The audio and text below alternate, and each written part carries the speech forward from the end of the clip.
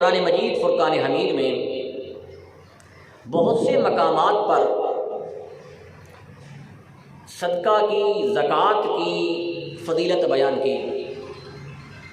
فرمایا لن تنالوا البر حتی تنفقوا مما تحبون، کہ تم اس وقت تک نیکی کو نہیں پا سکتے، نیکی تم حاصل نہیں کر سکتے جب تک تم اپنی پیاری اور پسندیدہ چیز کا اللہ کی راہ میں خرچ نہ کرو۔ پیاری چیز جو انسان کو لگتی ہے وہ اللہ کی راہ میں خرچ کرنے کا حکم دیا گیا ہے۔ اور مقام پر قرآن مجید فرقان حمید نے متقین کی، جو نیک بندے ہیں، سورۃ البقرہ کے آغاز میں متقین کی فضیلت بیان کی کہ متقین کون ہیں؟ یؤمنون بالغیب ویقیمون الصلاۃ، مومن وہ ہے جو غیب کی خبروں پر ایمان لاتے ہیں، نماز قائم کرتے ہیں، وینفقون مما رزقناہم، اور جو ان کے پاس اللہ نے رزق دیا ہے اس کو خرچ کرتے ہیں۔ انفاق فی سبیل اللہ، اللہ کے راستے میں خرچ کرنا، یہ اللہ تبارک و تعالیٰ کا حکم ہے اور اسلام کا یہ رکن ہے۔ زکوٰۃ اسلام کے 5 ارکان میں سے ایک رکن ہے۔ تو دوسری طرف قرآن مجید فرقان حمید نے یہ بھی فرمایا کہ ویل لکل ہمزۃ لمزہ الذی جمع مالا وعددہ، کہ ہلاکت ہے اس شخص کے لیے جو مال کو جمع کرتا ہے اور گن گن کے رکھتا ہے۔ اس سے یہ پتہ چلتا ہے کہ مال کا جمع کرنا، دولت کا اکٹھا کرنا یہ ناجائز ہے جی۔ اور قرآن نے سورۃ الفجر میں کیا بیان کیا؟ وَتُحِبُّونَ الْمَالَ حُبًّا جَمًّا، کہ وہ لوگ مال سے کثرت کے ساتھ محبت کرتے ہیں اور اس محبت میں وہ غرق ہو چکے ہیں۔ اور دوسری طرف احادیث مبارکہ کو اگر آپ دیکھیں تو رسول اللہ صلی اللہ علیہ وسلم نے فرمایا الکاسب حبیب اللہ، جو حلال کی کمائی کرنے والا ہے وہ اللہ کا دوست ہے۔ یہ بھی فرمایا طلب و کسب الحلال فریضۃ بعد فریضۃ اللہ، کہ اللہ کے فرائض کے بعد کمائی کرنا، رزق حلال تلاش کرنا یہ فرض ہے، لازم ہے۔ تو ان تینوں قرآن کے ان تینوں آیات کو، تینوں نظریات کو اگر سامنے رکھ کر بات کی جائے تو مفسرین اور صوفیاء نے لکھا ہے کہ 3 قسم کا مال جمع کرنا جائز ہے جی۔ 3 قسم کی نیت رکھ کر مال جمع کرنا جائز ہے جی، اور اس کے علاوہ جو چوتھی قسم ہوگی وہ ناجائز ہوگی جی۔ پہلی یہ ہے کہ انسان اس نیت کے ساتھ مزدوری کرے، محنت کرے، جاب کرے، کاروبار کرے، بزنس کرے، پیسہ اکٹھا کرے کہ مجھے کسی کے سامنے ہاتھ نہ پھیلانا پڑے۔ مجھے کپڑوں کی ضرورت ہے تو میں اپنی کمائی سے کپڑے خرید لوں، مجھے مکان کی ضرورت ہے تو میں اپنی کمائی سے مکان کی ضرورت پوری کر لوں، کسی کے سامنے ہاتھ پھیلانا نہ پڑے گی۔ یہ بھی حدیث ہے، آپ نے فرمایا اوپر والا ہاتھ نیچے والے ہاتھ سے بہتر ہے، اوپر والا ہاتھ نیچے والے ہاتھ سے بہتر ہے، یعنی دینے والا اچھا ہے جی۔ سوال کرنا یہ ایک اللہ کے ہاں یہ پسندیدہ نہیں ہے جی، پسند نہیں ہے۔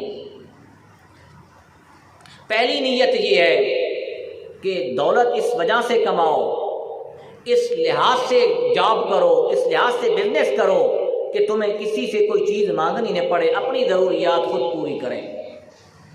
دوسری نیت یہ ہونی چاہیے کہ میں یہ دولت جو کما رہا ہوں، پیسے جو اکٹھے کر رہا ہوں، مزدوری کر رہا ہوں، محنت کر رہا ہوں، کاروبار کر رہا ہوں، اس کا مقصد یہ ہونا چاہیے کہ میں بچوں کی اپنی بچوں کی، اہل و عیال کی صحیح طریقے سے کفالت کر سکوں، ان کی ضروریات پورا کر سکوں جی۔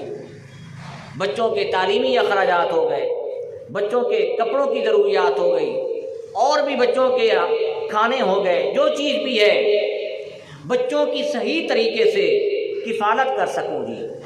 کیوں کہ بچوں کو جو نان نفقہ اخراجات ان کے پورا کرنا یہ والدین کی، والد کی ذمہ داری ہے جی۔ یہ دوسرا پوائنٹ ہے کہ اس لحاظ کے ساتھ، اس نیت کے ساتھ کاروبار کرنا، دولت کمانا، پیسہ اکٹھا کرنا، جمع کرنا یہ جائز ہے جی۔ صوفیاء اور فقہاء نے لکھا ہے کہ تیسری جو چیز ہے جی کہ اس نیت کے ساتھ تم مال جمع کر سکتے ہو جی، وہ کون سی ہے کہ ضرورت مندوں کو، محتاجوں کو، غریبوں کو تم مدد کرنے کے لیے مال اکٹھا کرو جی، کہ میرے پاس دولت آ جائے، مال آ جائے، میں اللہ کی راہ میں اس کو لٹا سکوں جی۔ جب انسان کے پاس کھانے کے لیے خود اپنے لیے نہیں ہے تو وہ دوسروں کی مدد کیا کر سکے گا؟ اگر اس نیت کے ساتھ کوئی دولت کماتا ہے کہ میں غریبوں کی مدد کرنا چاہتا ہوں، میں یتیموں کی مدد کرنا چاہتا ہوں، میں بیواؤں کی مدد کرنا چاہتا ہوں، تو اس نیت کے ساتھ دولت کا کمانا، مال اکٹھا کرنا بالکل جائز ہے، حلال ہے جی۔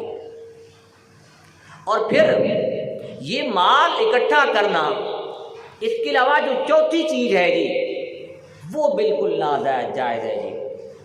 چوتھی چیز میں کون سی چیزیں آ سکتی ہیں جی؟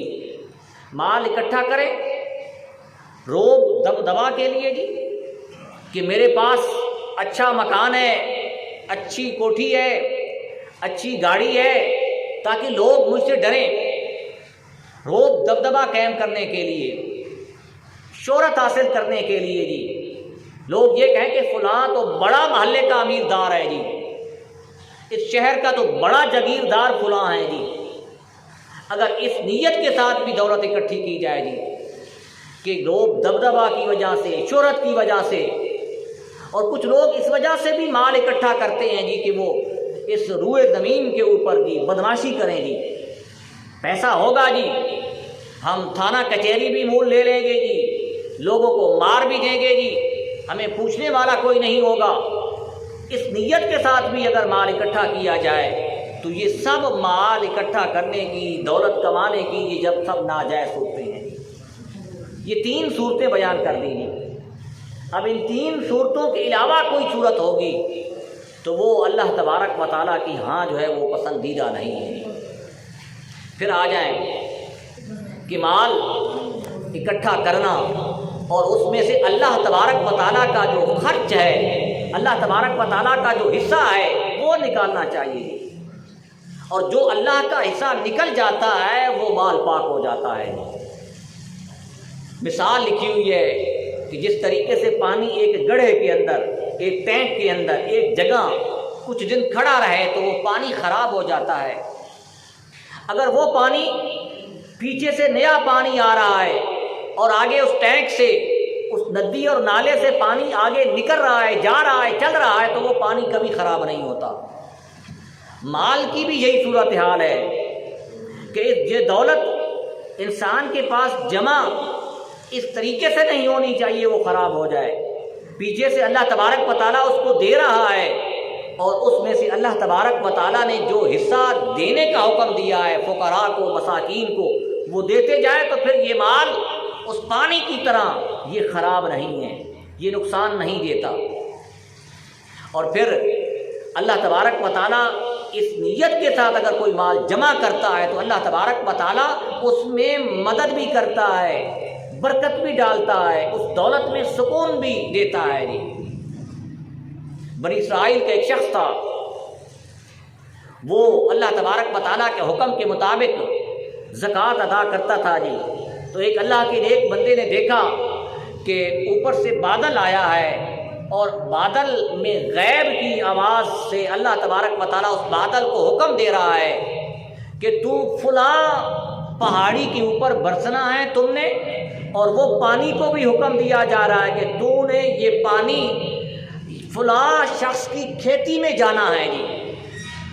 جب اس نے یہ غیب کی آواز سنی کہ اللہ کی طرف سے حکم دیا جا رہا ہے کہ یہ بادلوں کا پانی فلاں جو زمیندار ہے، فلاں جو کھیتی کرنے والا ہے اس کی کھیتی میں چلا جائے یہ پانی، وہ گیا اس جگہ پر، اس نے دیکھا اللہ کے حکم سے ویسے پانی آیا، وہ پانی کے ساتھ ساتھ چلتا رہا جی، وہ پانی جس کھیت میں گیا وہ بھی ادھر پہنچ گیا۔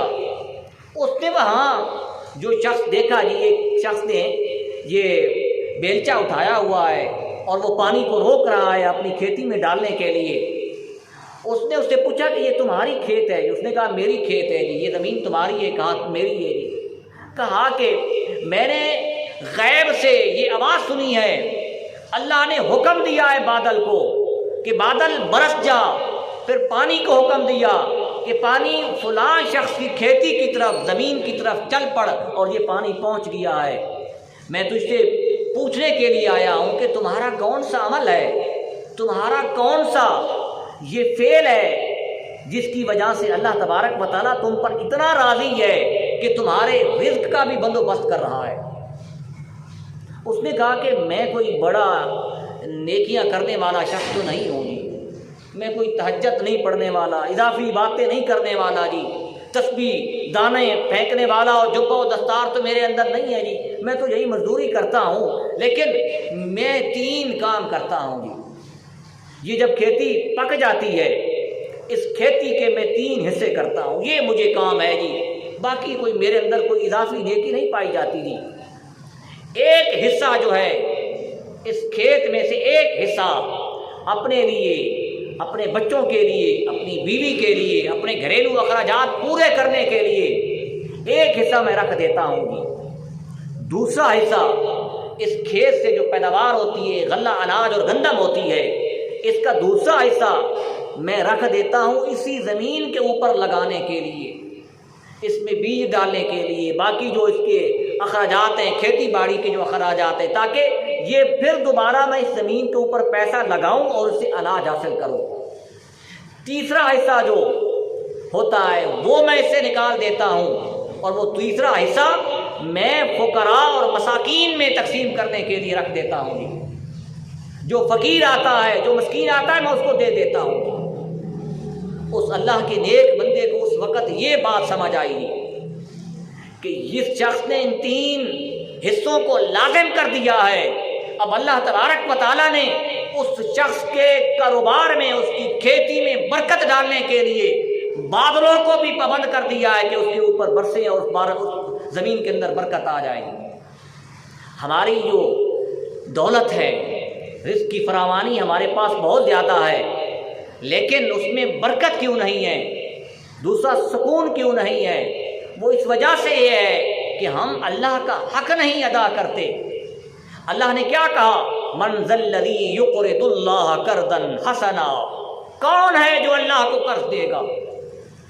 اللہ رازق ہے، اللہ ان اللہ علی کل شیء قدیر ہے، اللہ خالق ہے، زمین و آسمان کا مالک ہے۔ اللہ کو قرض کی کیا ضرورت ہے کہ اللہ کو کون قرض دے گا؟ قرآن کہتا ہے اللہ کو قرض دیں، اللہ کو ادھار دیں، اللہ کو کیا ضرورت ہے؟ جب یہ آیت مبارکہ نازل ہوئی، رسول اکرم صلی اللہ علیہ وسلم سے صحابہ کرام نے اس کے بارے میں پوچھا جی کہ اللہ کو قرض کیسے دینا ہے، اللہ کو ادھار کیسے دینا ہے؟ رسول اکرم صلی اللہ علیہ وسلم نے ان کو ترغیب دلائی کہ اللہ کی راہ میں خرچ کیا جائے۔ اب حضرت ابو درداء رسول کریم صلی اللہ علیہ وسلم کے صحابی ہیں، وہ آئے رسول اکرم صلی اللہ علیہ وسلم کی بارگاہ میں جی اور عرض کی یا رسول اللہ مجھے ایک بات بتائیں جی، کیا واقعی اللہ نے مجھ سے ادھار مانگا ہے؟ رسول اکرم صلی اللہ علیہ وسلم نے یہ آیت پڑھی، فرمایا ہاں اللہ نے واقعی آپ سے ادھار مانگا ہے جی، صدقہ دینے کا، یتیموں اور مسکینوں پر خرچ کرنے کا، یہ ادھار اللہ نے تم سے مانگا ہے جی۔ حضرت ابو درداء نے رسول اکرم صلی اللہ علیہ وسلم کا ہاتھ مبارک تھاما جی۔ قرآن کیا کہتا ہے؟ لن تنالوا البر حتی تنفقوا مما تحبون، تم اس وقت تک نیکی کی بو کو بھی نہیں پا سکتے، نیکی حاصل بھی نہیں کر سکتے جب تک تم اپنی پسندیدہ چیز اللہ کی راہ میں خرچ نہ کرو۔ اب حضرت ابو درداء رضی اللہ تعالیٰ عنہ کا عمل دیکھیں، اللہ کو قرض دینے کے لیے جا رہے ہیں اور اپنی پسندیدہ چیز اللہ کی بارگاہ میں لٹانے کے لیے جا رہے ہیں۔ رسول اکرم صلی اللہ علیہ وسلم کا ہاتھ تھاما ہوا ہے جی، پورے راستے میں پوچھ رہے ہیں جی کیا واقعی اللہ نے یہ قرض مانگا ہے؟ کیا واقعی یا رسول اللہ اللہ نے ادھار مانگا ہے؟ رسول اکرم صلی اللہ علیہ وسلم فرما رہے ہیں ہاں اللہ نے ادھار مانگا ہے، قرض مانگا ہے تم سے۔ ان کا ایک باغ تھا اور مدینہ طیبہ کے اطراف میں صحابہ کرام کے باغ سے کھجوروں کی فصل پک چکی تھی۔ روایات میں لکھا ہے کہ ایک باغ کے اندر حضرت ابو درداء کے 600 کھجوروں کے درخت تھے۔ 600 کھجوروں کے درختوں کے باغ کے کنارے پر حضرت ابو درداء نے پھر رسول اللہ سے معصوم بن کر یہی سوال کیا کہ یا رسول اللہ کیا واقعی اللہ نے مجھ سے قرض مانگا ہے؟ آپ تصدیق کر دیجئے۔ رسول اکرم صلی اللہ علیہ وسلم نے فرمایا ہاں اللہ نے تجھ سے یہ قرض مانگا ہے۔ حضرت ابو درداء نے عرض کی یا رسول اللہ پھر محمد عربی تم گواہ بن جاؤ، میرے گواہ بن جاؤ، یہ باغ 600 کھجوروں کا باغ میں نے اللہ کو قرض دے دیا ہے، میں نے اللہ کو قرض دے دیا ہے۔ رسول اکرم صلی اللہ علیہ وسلم کا چہرہ جو ہے وہ روشن ہو گیا اور آپ نبی کریم صلی اللہ علیہ وسلم نے حضرت ابو درداء کے لیے دعا کی۔ پھر ان کا اخلاص دیکھیں، ان کی نیت دیکھیں۔ ہمارے ہاں یہ نہیں ہے کہ ریاکاری ہے۔ حضرت ابو درداء باغ کے اندر پھر داخل نہیں ہوئے اور اسی باغ کے اندر حضرت ابو درداء کی والدہ محترمہ بھی رہتی تھی، باقی بچے بھی رہتے تھے۔ وہیں سے آواز دی اخرجی یا امت درداء، اے درداء کی ماں اس باغ سے نکل جا، اب تمہارا اس کے اوپر کوئی حق نہیں ہے، یہ اب اللہ کا باغ ہو گیا ہے، رسول اللہ جانے اور اللہ جانے۔ حضرت ابو درداء رضی اللہ تعالیٰ عنہ کنارے پر کھڑے ہیں جی، اور وہ والدہ بھی صحابی کی والدہ تھی۔ ہو سکتا ہے کہ ہمارے جو والدین ہیں جی ان کی تربیت تو رسول اللہ کے ہاتھوں نہیں ہوئی۔ اگر ہمارے آج کے ماحول کو دیکھیں جی، اس قسم کے والدین ہوتے تو وہ کیا کہتے جی کہ تم پاگل ہو گئے ہو، تم اللہ کی راہ میں سارا مال دے رہے ہو۔ حضرت ابو درداء رضی اللہ تعالیٰ عنہ کی والدہ جو تھی وہ آئیں، اپنا سامان جو تھا گھریلو وہ بھی اٹھایا ہوا ہے، اور انہوں نے کیا کہا جی کہ رابحہ بیعک، اے ابو درداء تم نے جو سودا کیا ہے، خرید و فروخت کیا ہے، اللہ تبارک و تعالیٰ تجھے نفع دے گا جی۔ وہ اس فیصلے پر راضی ہو گئی، خوشی کے ساتھ وہ مکان جو ہے وہ باغ جو تھا اور جو اس میں چیزیں تھیں وہ سب کی سب رسول اللہ کے حوالے کر دی۔ یہ ہے من ذا الذی یقرض اللہ قرضا حسنا۔ ایک طرف اسلام نے مال جمع کرنے کا بھی حکم دیا، دوسری طرف زکوٰۃ ادا کرنے کا بھی حکم دیا جی۔ آج ہمارے کاروبار میں برکت نہیں ہے پہلے نمبر پر، دوسرا سکون نہیں ہے، دولت بہت زیادہ ہے، سکون بھی نہیں، برکت بھی نہیں ہے۔ اس کی وجہ یہ ہے کہ ہم اللہ کا حق ادا نہیں کرتے۔ اللہ کا حق کیا ہے کہ زکوٰۃ ادا کرو۔ زکوٰۃ کس شخص پر فرض ہے؟ جس کے پاس 7.5 تولے سونا یا 52.5 تولے چاندی یا 52.5 تولے چاندی کی جو موجودہ قیمت ہے اس کے برابر اس کی ضروریات سے چیزیں فارغ ہوں گی۔ ضرورت کیا ہے؟ انسان کے لیے رہنے کے لیے ایک مکان، پھر برتن جو روزمرہ استعمال ہوتے ہیں وہ ضرورت ہے، بستر گرمی سردیوں کے وہ ضرورت ہے، اس کے علاوہ سواری موٹر سائیکل کسی نے لیا ہوا یا کار پر کوئی آتا جاتا ہے جی، ایک کار جو ہے وہ ضرورت ہے جی، یہ سب چیزیں ضروریات میں ہیں جی۔ نمود و نمائش کی جو چیزیں ہمارے گھروں میں موجود ہیں جی، ہمارے گھروں میں ایسے فرنیچر بھی ہیں، ایسے برتن بھی ہیں، ایسی چیزیں بھی ہیں، ہم نے کبھی ان کو استعمال نہیں کیا، صرف ڈیکوریشن کے لیے اور دکھانے کے لیے وہ رکھے ہوئے ہیں، تو وہ ہماری ضرورت نہیں ہے جی۔ ضرورت کون سی ہے؟ جو ہم استعمال کرتے ہیں روزمرہ کے برتن، وہ ہمارے استعمال میں ہیں۔ روزمرہ کے جو لباس ہے جی، چارپائیاں ہیں جی، بستر ہیں، یہ سب کے سب اس میں شامل ہیں جی۔ اس کے علاوہ جو کس کے پاس کوئی مال ہے جی، اور یہ بھی آپ کے ذہن میں رہے کہ جس شخص کی کوئی دکان ہے جی، وہ دکان بھی ضرورت نہیں ہے، اس کا بھی تخمینہ لگانا ہے جی۔ سال کے بعد ایک تو یہ ہے کہ سال کے بعد زکوٰۃ نکالنی ہے، اور جو موجودہ اس وقت جو ضروریات سے بڑھ کر جو اس کے پاس مال ہے اس کا تخمینہ لگایا جائے گا، 10,000 کا بنتا ہے، 20,000 کا، 50,000 کا جی، اور پھر نصاب کو دیکھا جائے گا جی کیا 52.5 تولے جو آج کی موجودہ قیمت ہے اس کے برابر یہ بنتا ہے نہیں بنتا، اگر بنتا ہے تو اس پر زکوٰۃ فرض ہے جی۔ اور پھر یہ بھی خصوصی طور پر جو کاروبار کرنے والے حضرات ہیں ان کے لیے یہ بھی میں ایک مسئلہ بیان کرتا جاؤں گی کہ کاروبار میں اونچ نیچ آتی رہتی ہے جی، کبھی سرمایہ زیادہ ہو جاتا ہے، کبھی کم ہو جاتا ہے جی، کبھی ادھار کی وجہ سے سرمایہ ڈوب جاتا ہے جی جس کے واپس آنے کی امید بھی نہیں ہوتی، اور کبھی زیادہ ہو جاتا ہے۔ تو سال میں ایک مہینہ مقرر کر رہے ہیں، بہتر ہے کہ اس مہینے کی بھی ایک تاریخ مقرر کر لیں، اس تاریخ کو اپنے کاروبار کا حساب کریں۔ کاروبار میں اس تاریخ کو، مثال کے طور پر 1 رمضان کو ایک شخص اپنی دکان کا حساب لگاتا ہے، اس کے پاس 5 لاکھ روپے کی موجودہ جو ہے وہ مالیت کا سامان ہے، تو وہ 5 لاکھ کے اوپر 2.5% زکوٰۃ ادا کرے۔ یہ نہیں ہے کہ اس سے پہلے اس کے پاس تو 10 لاکھ تھا جی، یا اس سے پہلے تو 1 لاکھ تھا جی، لیکن موجودہ سال کے بعد والی تاریخ کو دیکھنا ہے، چاہے سال میں اس کے پاس بڑھتا رہے، زیادہ ہو رہا ہے، یہ اس طریقے سے یہ دیکھنا ہے جی۔ باقی اس کے علاوہ دوسرا جو اہم ہے وہ صدقہ فطر ہے۔ صدقہ فطر کس پر واجب ہے جی؟ صدقہ فطر کے لیے بھی یہی شرط ہے، لیکن ایک شرط صدقہ فطر اور زکوٰۃ میں فرق ہے جی۔ زکوٰۃ میں یہ ہے کہ آپ کے پاس جو مال ہے اس کے اوپر سال گزر جائے، سال کے بعد زکوٰۃ دینی ہے جی۔ سلیبس نصاب جو ہے وہ اگر آپ کے پاس ہے، پورا ہو رہا ہے تو پھر زکوٰۃ دیں گی، لیکن صدقہ فطر کے لیے لازم ہے کہ جس دن آپ صدقہ دے رہے ہیں اس دن کا حساب کیا جائے گا، پیچھے اس کے اوپر سال کا گزرنا ضروری نہیں ہے جی۔ اس دن بھی وہی ضروریات جو موجودہ دور کی ضروریات ہیں جی اس کو دیکھا جائے گا جی۔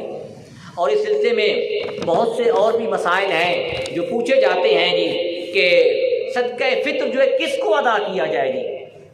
پہلی بات یہ ہے کہ قرآن مجید فرقان حمید نے سورۃ التوبہ میں فرمایا انما الصدقات للفقراء والمساکین، 8 یہ صارفین بیان کیے، 8 صارفین میں فقراء ہیں، مساکین ہیں جی۔ پہلی شرط یہ ہے کہ صدقہ فطر اس شخص کو دیں جو خود صدقہ فطر نہیں نکال رہا جی، جو خود نہیں نکال رہا اس کو۔ اور پھر ہمیں ایک دوسرے کے حالات کا بھی بخوبی پتہ ہوتا ہے جی کہ لوگوں کے حالات کیا ہیں جی، جو غریب ہیں، مساکین ہیں، جن کے کوئی بھی کمانے والا نہیں ہے جی، وہ ان کو دے جی، جن کی ضروریات پوری نہیں ہو رہی ان کو عطا کریں جی۔ اور پھر ایک یہ بھی سوال کیا جاتا ہے کہ فلاں شخص تو ہٹا کٹا ہے جی، فلاں شخص تو ہٹا کٹا ہے، یہ کماتا نہیں، اس کے اوپر صدقہ فطر نہیں لگتا جی۔ یہ اس چیز کو آپ نے نہیں دیکھنا جی۔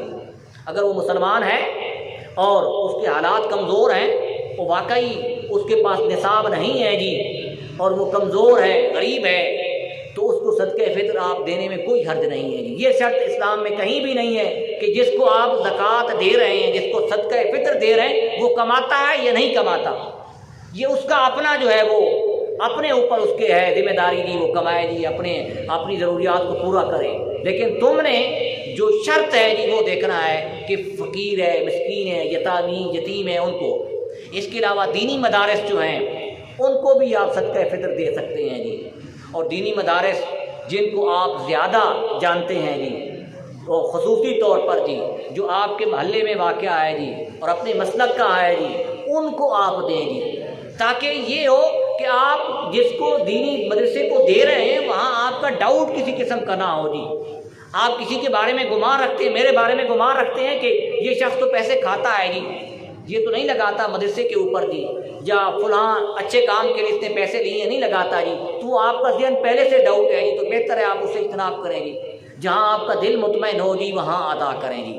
یہ صدقہ فطر ہے۔ صدقہ فطر کی پچھلے جمعہ پر میں نے جو قیمت بیان کی تھی وہ 250 روپے بیان کی تھی، لیکن بعد میں مجھے یہاں بھی کچھ دوستوں نے بتایا اور میں نے تحقیق کی کہ اس وقت گندم کا ریٹ جو ہے وہ 130 روپے سے لے کر 150 روپے تک آٹا مل رہا ہے جی۔